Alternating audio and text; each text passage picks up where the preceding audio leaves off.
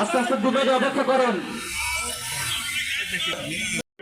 শপথ নেওয়ার জায়গা এই গাগনি মেহেরপুরে যে গত কয়েকদিন আগে নির্বাচন হলো, এই নির্বাচনে আপনাদের মূল্যায়ন এক ধরনের, আমার মূল্যায়ন ভিন্ন ধরনের। আমার মূল্যায়ন মেহেরপুরে আমরা দুইটা কারণে পরাজয় বরণ করেছি।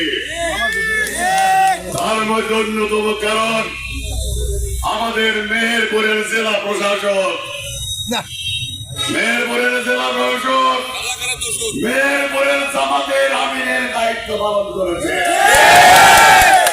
আমরা নবনির্বাচিত সরকারের মাননীয় প্রধানমন্ত্রীর কাছে আহ্বান জানাই, অনতি বিলম্বে এই রাজাকার ডিসি সাহেবকে প্রত্যাহার করে তার বিরুদ্ধে ব্যবস্থা নিতে হবে।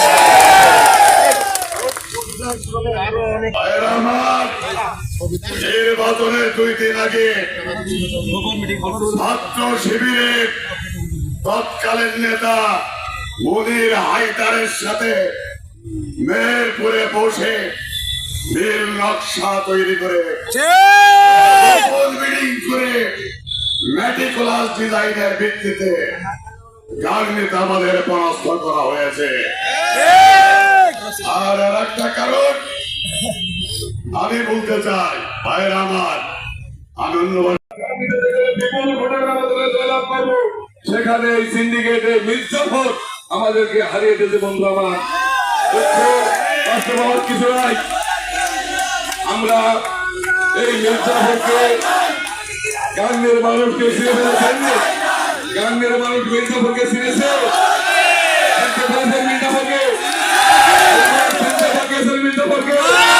সবাই দয়া করে হাত তুলে মির্জাফরকে চিনে চিনে দেখা দিচ্ছে। এই যে মির্জাফরকে প্রতিহত করবে আজকে এই শহীদ মিনারে আমরা শপথ গ্রহণ করতে চাই।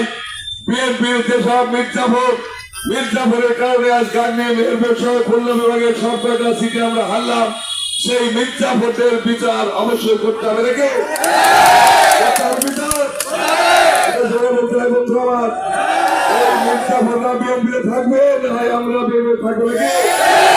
নাকি সবাইকে মির্জাফরের ঠাঁই নাই, মির্জাফরের ঠাঁই নাই, মির্জাফরের ঠাঁই নাই।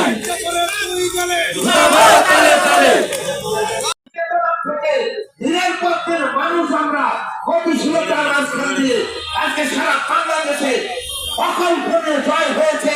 আপনারা জানেন বিএনপি সরকার গঠন করেছে, হতাশ হওয়ার কোনো কারণ নেই এবং সামনের সময় আপনারা ভালো থাকেন, সুস্থ থাকেন। জন্য যারা দায়ী তাদেরকে চিহ্নিত করতে হবে, এই কথা বলে আমি আমার কথা শেষ করছি। আসসালামু আলাইকুম।